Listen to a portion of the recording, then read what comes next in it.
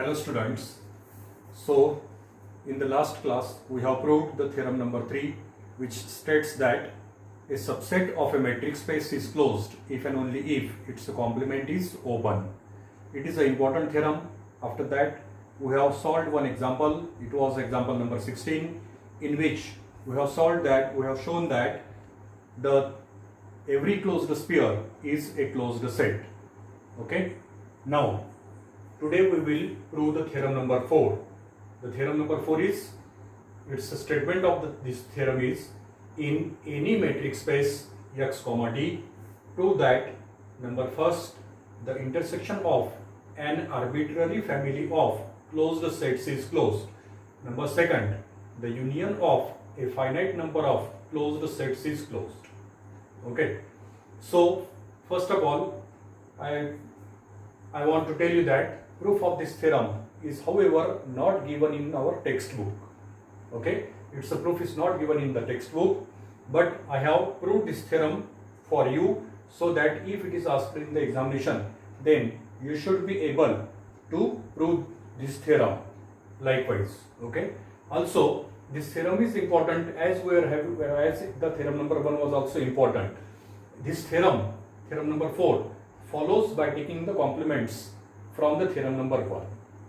Okay, next, so proof of this theorem. But before going to the proof of the theorem, what is the meaning of the first and second parts of the theorem, that we will first of all see.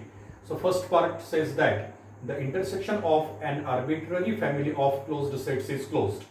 Arbitrary means any, means finite or infinite, any family. Okay, so the first part means that if we take family of closed sets, and that family may have finite number of members or infinitely many members, then the intersection of such family of closed sets is closed. This is the first part that we want to prove. Then in the second part we have to prove that the union of a finite number of closed sets is closed, which means that if we take finite number of closed sets and form its a union, then its a union is also a closed set. So these two parts we are going to prove. So proof of this theorem. So first of all, let x comma d be a metric space, which means that x is a non-empty set on which a distance function d is defined, which satisfies the 4 properties, and that properties are well known to us. Therefore x comma d will be a metric space. So first part, let f alpha, where alpha belongs to index set lambda, lambda is the index set. So let f alpha, where alpha belongs to lambda, be an arbitrary family of closed sets in X. This is arbitrary family of closed sets in X, where lambda is index set. It may be any index set, finite, infinite, whatever it may be. And let f equal to intersection of this family. If you take the intersection of this family, means the intersection of f alpha over alpha belongs to index set lambda, that we are denoting by the f. Then obviously to prove the first part, we have to prove that f is closed.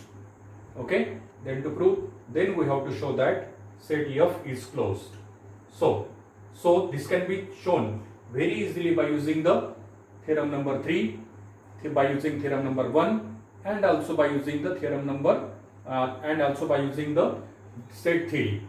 So by the set theory we have, now before going to that, to show that f is closed, it is sufficient to show that its complement is open. Okay, because by the theorem number 3 we know that a set is closed if and only if its complement is open. Therefore to prove that f is closed, we have to show that its complement in X, means x minus f, is open. X minus f means x minus this intersection of f alpha, it is open, that we have to prove. So for that purpose, first of all, we will begin like such. So by the set theory we have, x minus intersection of f alpha over alpha belongs to lambda is equal to the union over alpha belongs to lambda of x minus f alpha. This is, we have denoted by the equation number 1. From where we have this relationship?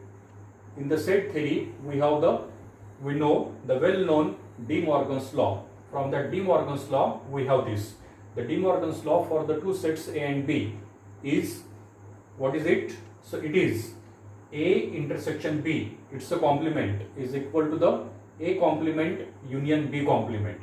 This is the same thing, and this we have generalized on the arbitrary family. That is the only change here. Okay. So then for each alpha belongs to lambda, as L alpha is closed, F alpha is a family member from this family of closed sets. Therefore, for each alpha belongs to lambda, F alpha is closed. So, as F alpha is closed, therefore by the theorem number 3, X minus F alpha must be open. Okay, X minus F alpha is open. This is for every alpha belongs to lambda. Therefore, RHS of equation 1. So, what is the RHS of equation 1? It is the union of X, union over alpha belongs to lambda of X minus F alpha. So, now each X minus F alpha is open. So, therefore, RHS of equation 1 is the union. Which union? Arbitrary union or union of arbitrary family. So, the RHS of equation 1 is the union of arbitrary family of open sets. It is the union of arbitrary family of open sets. Therefore, by the theorem number 1 part first, we know that the union of arbitrary family of open sets is open. That part we are using it. So therefore, by the theorem 1 part first, this must be open. This means this right hand side of equation 1, it must be open. But right hand side is open set, which means that it is equal to this left hand side, which means that the set on the left hand side is also open. That is therefore X minus intersection of F alpha over alpha belongs to lambda is open. Okay. Now as this is open, therefore by the theorem number 3, I have given the reasons here, but you don't have to write these reasons in the examination. In the examination, you should not write by theorem number 1 part first or by using theorem 3 and so on. Okay. So you can simply write up to here, not necessary to write theorem number or part number. So therefore by the theorem number 3, it's a complement. Whose complement? Complement of this. So complement of X minus intersection of F alpha. By the theorem number 3, it must be closed. So it's a complement means intersection of F alpha or alpha belongs to intersection of this must be closed. But intersection of this is nothing but the complement of this is nothing but it is intersection of F alpha or alpha belongs to lambda. So this must be closed. But this intersection we have denoted by the F. Okay. So which means that F is closed. That is F is closed. So here it finishes the proof of the first part. Okay. Therefore, what we have proved in the first part, the intersection of an arbitrary family of closed sets is closed. This is the first part. Now, in the second part, we shall prove that the union of a finite number of closed sets is closed. Okay. So for the proof of the second part, let F1, F2 up to Fn be any finite number of closed sets in X. F1, F2 up to Fn, we are considering this as the finite number of closed sets in X, and F is equal to their union. Okay. So F is the union of finite number of closed sets. Then to prove the second part, we have to show that F is closed. So again, to show that F is closed, we will show that it's a complement, means X minus F is open. So once again, by the set theory, we have X minus union of Fi over I equal to 1 to n is nothing but it is equal to the intersection of X minus Fi over I equal to 1 to n. We have denoted this by the equation number 2. Again, this is by the De Morgan's law. Then now as each Fi for I equal to 1 to n is closed, each F1, F2 up to Fn is closed. So therefore, complement of each one of them must be open. So therefore, each X minus Fi for I equal to 1 to up to n is open in X. Therefore, if we observe the right hand side of the equation number 2, so the right hand side of the equation number 2 is nothing but it is the intersection of which intersection? Intersection of finite number of open sets, and by the theorem 1 part 2nd we know that intersection of finite number of open sets is open. Therefore the right hand side of the equation 2 is open set, but the right hand side is equal to the left hand side, which means that the set on the left hand side is also open. That is, the x minus union of fi or I equal to 1 to n is open set. Okay, therefore it is open. The left hand side is the open set.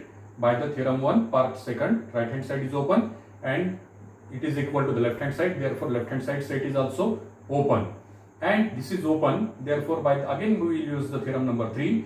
Therefore by theorem number 3, it's the complement. Complement of this left hand side is nothing but it is the union of fi or I equal to 1 to n. So by the theorem 3, complement of this is union of fi or I equal to 1 to n. It must be closed, and this side, this union we have denoted by the f. So therefore f is closed, and here we have used theorem number 3 here. So likewise we have proved that the union of finite number of closed sets is closed. Okay, so both the parts we have proved here. As told earlier, proof of this theorem is not in our textbook, but we have proved it. Just now we have proved the theorem number 4. First part of the theorem 4 is applicable for arbitrary family of closed sets.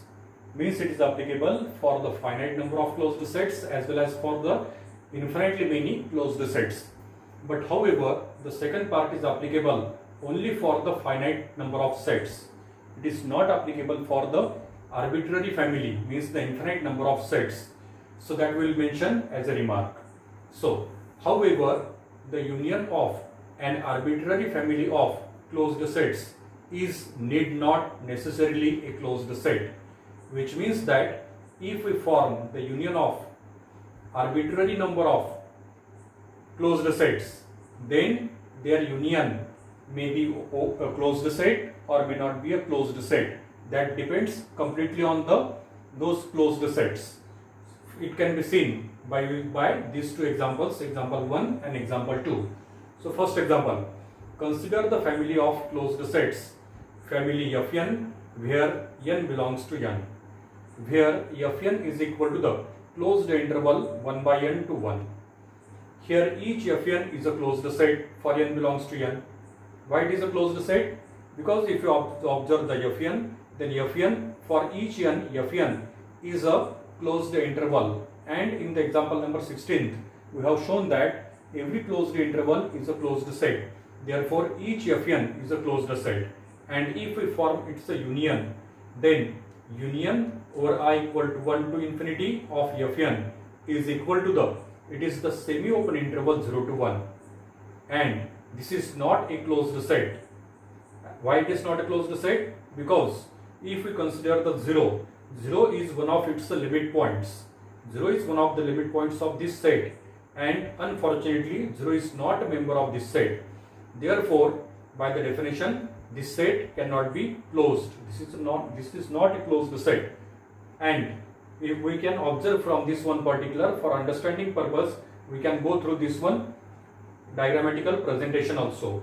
If we consider the Fn, if we consider the n equal to 1, that is F1 will be the 1 to 1. Okay, means simply it is a singleton 1. Then if we consider the F2 will be the 1 by 2 to 1. F2 will be 1 by 2 to 1.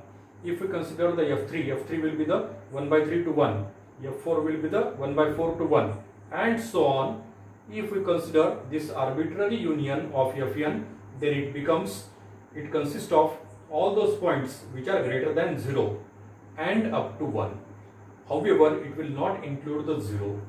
Okay, so from the first example it is clear that if we consider the arbitrary family of closed sets and form it's a union, then it's a union may not be a closed set. Now move to the second example. So consider the family of closed sets Fn where n belongs to n, where Fn equal to the closed interval minus 1 by n to 1 by n. So being a closed interval, we know that every closed interval is a closed set. Therefore each Fn here also is a closed set, and if we form it's a union, then arbitrary union of these closed sets will be a closed interval -1 to 1. And being a closed interval, clearly it is a closed set. Why this is a closed interval -1 to 1? It can be seen from the diagrammatical presentation which I am going to give here. Consider here, if we consider this one on the number line, so on the number line, here it is suppose 0, here it is suppose -1 and 1. So again we will consider some more points. Suppose here it is -1/2, here it is 1/2, then -1/3 plus 1/3. These much points are sufficient for the understanding purpose. Okay, so if we consider the f1, then f1 will be the closed interval -1 to 1. f2 will be the closed interval -1/2 to plus 1/2. f3 will be the closed interval -1/3 to plus 1/3. If we take their union of all such fn, so in this case union of all such fn will be the closed interval -1 to plus 1, which is obviously a closed set. So from the second example, it is clear that the arbitrary intersection of arbitrary union of closed sets may be closed also. From one, it may not be closed set, and from second, it may be a closed. So therefore, we cannot say anything firmly as about the union of arbitrary number of closed sets, as it may be closed in some cases and it may be not closed in some cases. Next one, we'll move to the next article, which is the subspaces. We'll define what is meant by a subspace. Okay, so let Xt be a metric space and Y be a non-empty subset of X. Then the restriction map dy, here Y is suffix for the D. Then the restriction map dy of the metric D. This dy is a restriction map for the metric D, 2, on which we are going to impose the restriction. So 2, this is a restriction map of D to Y cross Y, is a metric for Y. So dy will be a function, real valued function from Y cross Y. So it will be a metric for D, and that dy is called the induced metric, and the metric space Y comma dy is called a subspace of the metric space X comma D. Okay, so in this definition we have defined two things. One is the induced metric and other one is the subspace. Two things we have defined in a single definition. Okay, so we'll see the diagrammatical presentation of this whatever we have defined here. So just now we have seen the definition of a subspace as well as the induced metric. Now to clear this concept, we will consider the diagrammatic presentation. This is just for the understanding purpose. Okay, so let us suppose that X be a 3-point set A, B, C, and D is a metric from X cross X to R, such that under the distance function D, the distance between A and A is 0. We know that the distance between any point from itself is 0. Therefore, distance of A comma A is 0. Distance of B from B is 0, and distance of C from C is also 0. Next, suppose the distance between A and B is P, then we know that by the symmetry, the distance between A and B is same as the distance between B and A. Therefore, if the distance between A and B is P, then the distance between B and A is also P. Let the distance between A and C is Q, then the distance between C and A will be obviously Q. Next, let us suppose that the distance between B and C is R, then again the distance between C and B will be same R. So here D is a metric from X cross X to R. It is a real valued function. Now let Y be the set containing only 2 points A and B, then clearly Y is a subset of X. Okay, now dy is a metric from Y cross Y to R. Dy is a restriction map on Y cross Y. It is a restriction map on Y cross Y. So dy will be a function from Y cross Y to R, such that now under the mapping D, image of a comma a was 0, under the mapping dy, the image of a comma b, a comma a will be again 0. Similarly, under the mapping d, the distance between b and b was 0. Here also under the mapping dy, the distance between b and b will be 0. Under the mapping d, the distance between a and b and a was p. Here also under the mapping dy, the distance between a and b and a will be p. So like such dy, if we define this dy as a restriction map on y cross y, then definitely dy will be again a metric, and this dy here as it is shown, it is the induced metric, and obviously if we consider y comma dy, okay, it will be a subspace of the metric space xd. So xd, its a subspace will be the y dy.